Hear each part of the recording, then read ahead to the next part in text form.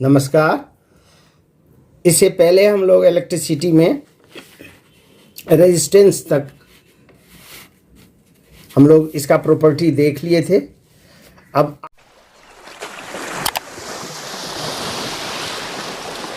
आज इसमें से रेजिस्टेंस के बारे में और देखते हैं।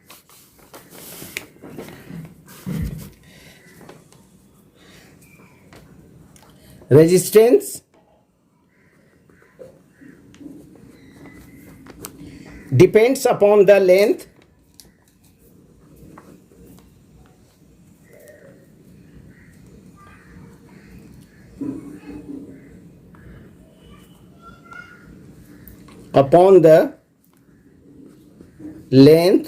of conductor।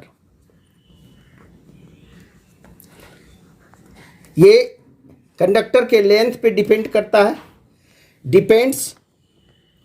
Resistance depends upon the area of conductor. Resistance depends upon the material of conductor. Resistance depends upon the temperature of conductor. ये टी पर भी डिपेंड करता है। ये रो होते हैं और ये एरिया को हम लोग ए। जैसे हम लोग कंडक्टर देख लेते हैं यहाँ,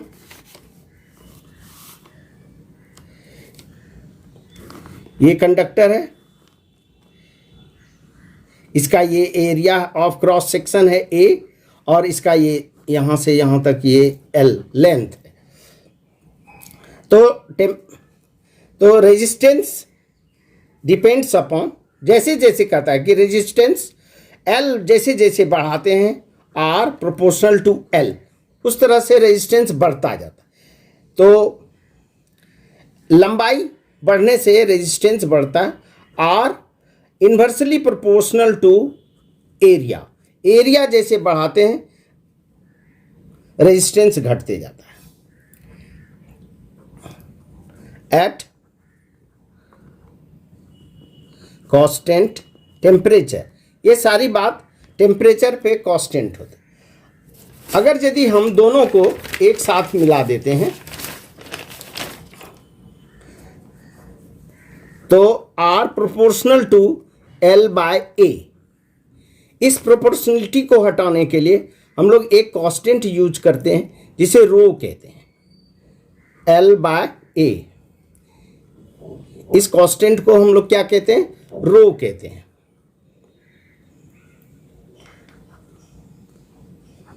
रो इसे कहा जाता है।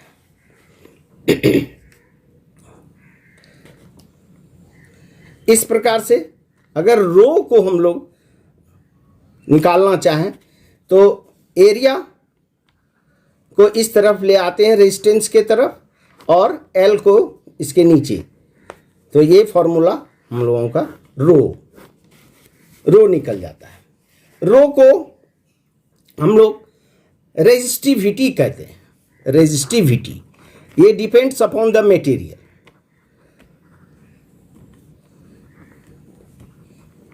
VT ऑफ मेटल, ये किसी भी मेटल की रेजिस्टिविटी कहलाती है। तो रेजिस्टिविटी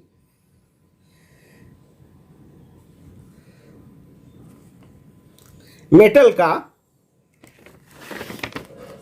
रेजिस्टिव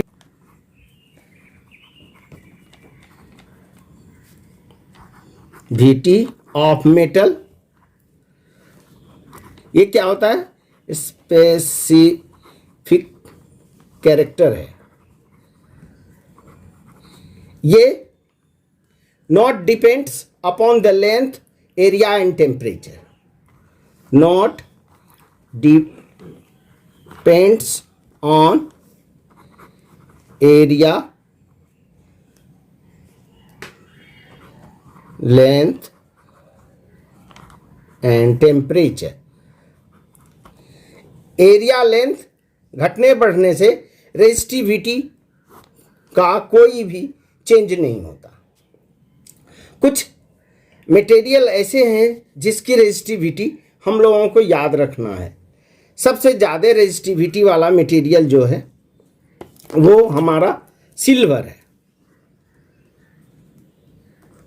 सिल्वर Ag, इसकी रेजिस्टिविटी सबसे ज़्यादा है, 1.6 into 10 to the power -8 ohm meter. Resistivity ohm meter में हम लोग इंडिकेट करते हैं। फिर कॉपर का देखते हैं। कॉपर की रेजिस्टिविटी है 1.69 into 10 to the power -8 ohm meter. Aluminium का देखते हैं।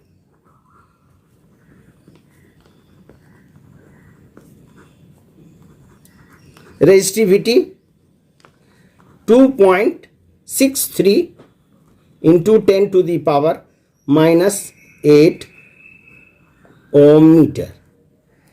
तो इस प्रकार हम लोगों ने देखा। कुछ और भी मेटल को मिला करके एलॉयड बनाते हैं हम लोग। मेटल को मिला करके जब एलॉयड बनाते हैं तो इसकी क्या हो जाती है, मोर रेजिस्टिविटी हो जाती है, ये ज़्यादा हो जाता है। तो ऐसे मटेरियल का यूज हम लोग किस में करते हैं, हम लोग हीटिंग इंस्ट्रूमेंट में करते हैं। यूज किस में करते हैं हम लोग, यूज इन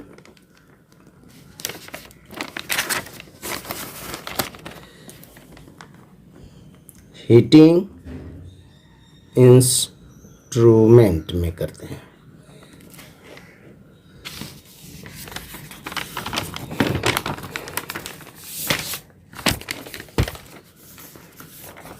अब नेक्स्ट हम लोग इसके आगे हम लोगों को देखना है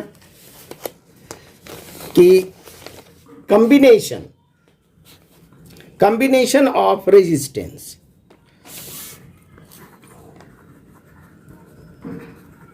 combination of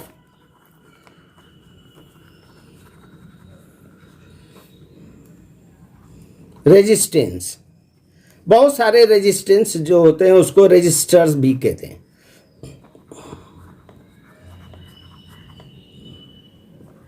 इसे रजिस्टर भी कहते हैं। जैसे होम अप्लायंस में जो हम लोग यूज कर लेते हैं उसको हम लोग जैसे फैन, बल्ब, टीवी, ये सारे रजिस्टर कहलाते हैं। होम अप्लायंस में जितने भी यूज होते हैं सभी रजिस्टर कहलाते हैं। तो ये कॉम्बिनेशन का पहला है series combination. Series combination. Series combination में हम लोग देखते हैं एक रेजिस्टेंस को दूसरे रेजिस्टेंस से, फिर दूसरे रेजिस्टेंस को तीसरे रेजिस्टेंस से हम लोग जोड़ देते हैं। जैसे ये रेजिस्टेंस 1 है, ये रेजिस्टेंस 2 है, ये रेजिस्टेंस 3 है। इस तरह से कॉम्बिनेशन जो बनाते हैं उसको हम लोग कहते हैं सीरीज रेजिस्टेंस। तो ओम्स लॉ से हम लोगों ने देखा, ओम्स लॉ से हम लोगों ने देखा कि I equal to V/R, therefore V equal to IR। अब इस सीरीज को एक सर्किट में हम लोग ले आते हैं।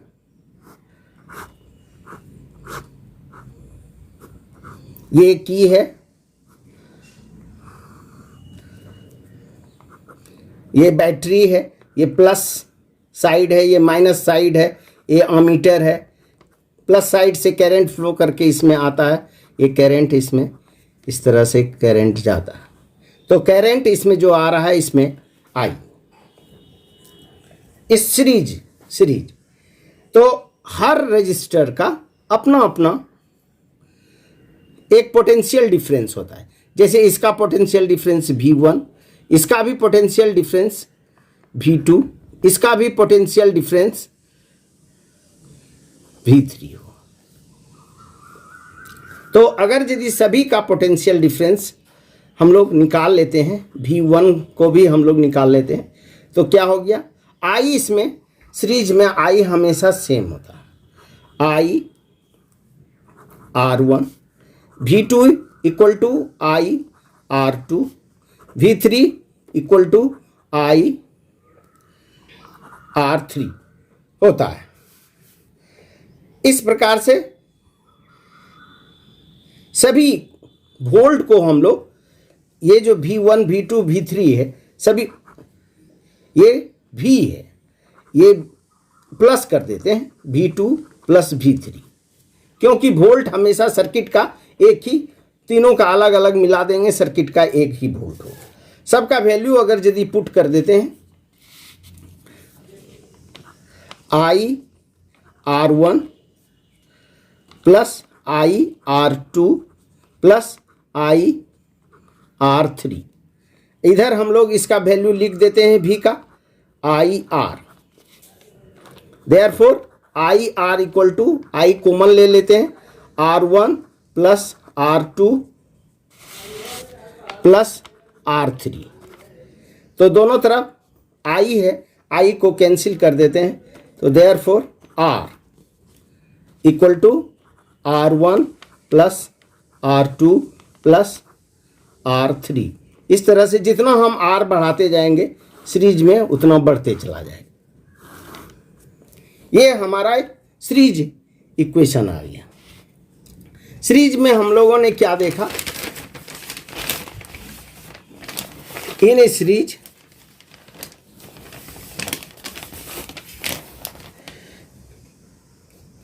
ये सीरीज के बारे में हम लोगों ने देखा कि इसमें I कांस्टेंट होता है, I कांस्टेंट इन सीरीज।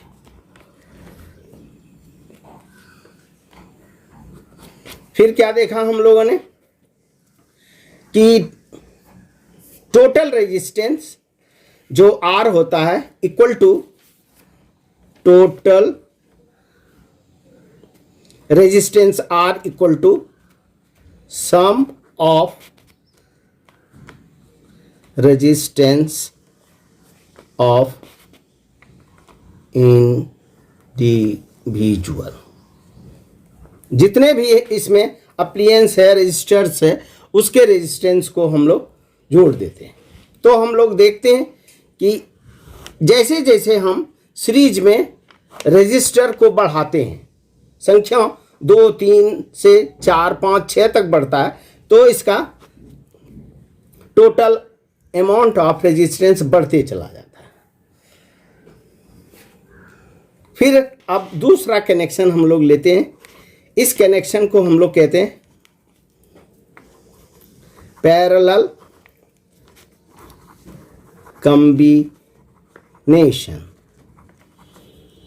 इस पैरेलल कॉम्बिनेशन ऑफ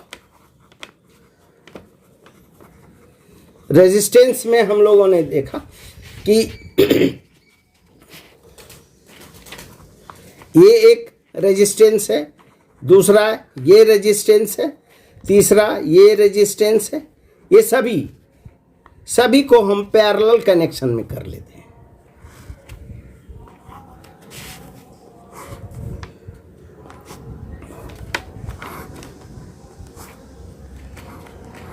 फिर सभी को हम एक बैटरी से जोड़ देते हैं।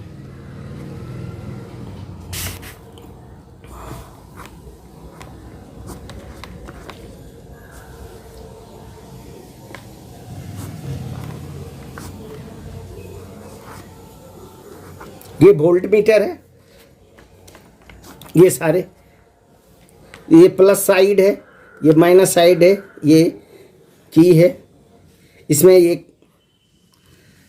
करंट फ्लो कर रहा है इससे, इस डायरेक्शन में, लेकिन कहता है कि इसमें R1 है, ये R2 है, ये R3 है, सभी को हम पैरेलल में लिए, लेकिन एक एक जो रजिस्टर है उसमें से अलग अलग करंट जा रहा है। इसमें I1 जा रहा है, इसमें I2 जा रहा है, इसमें I3 जा रहा है, और ये इसमें ये वोल्ट मीटर है। तो हम लोगों ने देखा कि पैरेलल कनेक्शन में क्या होते हैं, ओम्स लॉ का ही हम लोग उपयोग करके वही फॉर्मूला यूज करते हैं। ओम्स लॉ का जो फॉर्मूला है हम लोगों को I = V/R, इसी फॉर्मूला के यूज से हम लोग आगे बढ़ते हैं। इसमें से हम देखते हैं I = V/R, ये हमारा ओम्स लॉ से है। तो ये सर्किट का, पैरेलल सर्किट का जो हमारा पहले रेजिस्टेंस में जो करंट जा रहा है उसका अमाउंट हो जाएगा I1 V/R 1, I2 = V/R 2, फिर I3 = V/R 3, भी इसमें कांस्टेंट होता है। अब हम लोग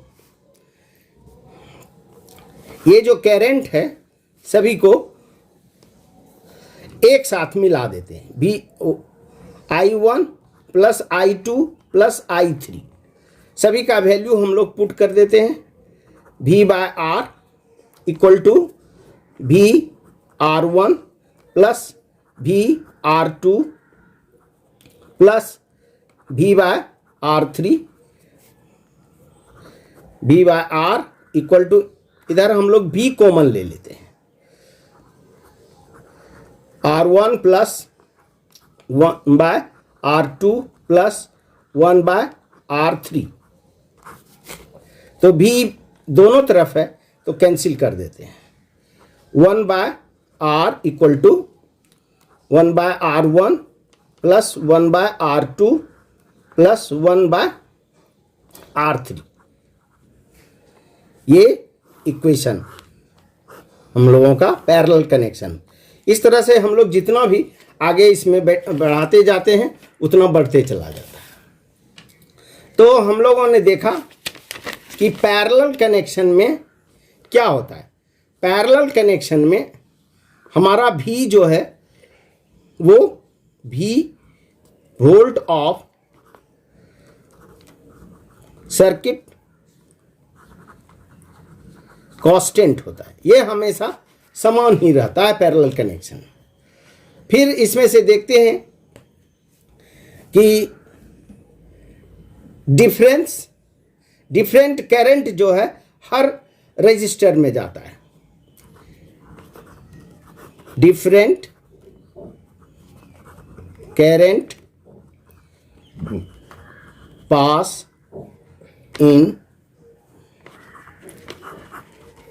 डिफरेंट रजिस्टर। फिर हम लोग देखते हैं कि जितना हम इसमें से रजिस्टर बढ़ाते हैं तो टोटल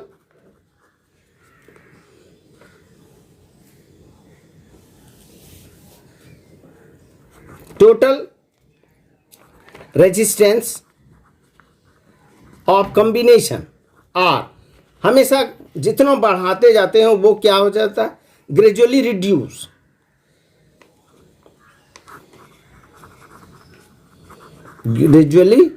रिड्यूस, ये घटते चला जाता है। इस तरह से जैसे हम लोगों ने देखा कि सीरीज कनेक्शन में हम लोग रजिस्टर बढ़ाते हैं तो ये बढ़ता है, और जैसे हम लोग उसको इसमें पैरेलल में देखते हैं कि बढ़ाते हैं रजिस्टर को तो इसमें घटते चला जाता है। तो इसका एग्जाम्पल हो गया, पैरेलल कनेक्शन का एग्जाम्पल है जितना हाउस होल्ड है, हाउस होल्ड एप्लियंस है, वो सब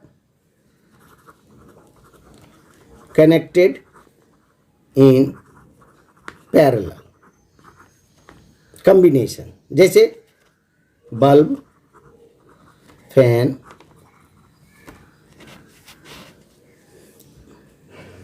टीवी, etc. ये सारे जितने भी होते हैं सभी पैरेलल में होते हैं।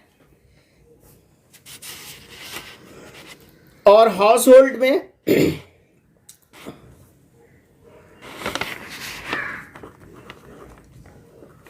हाउस होल्ड कनेक्शन में मेन स्विच, मीटर और फ्यूज, ये सभी सीरीज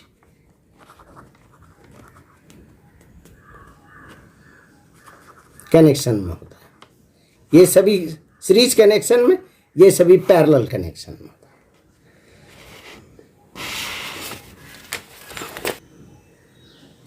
इस प्रकार हम लोगों ने देखा कि resistivity depends upon the nature of substance पे डिपेंड्स करता है।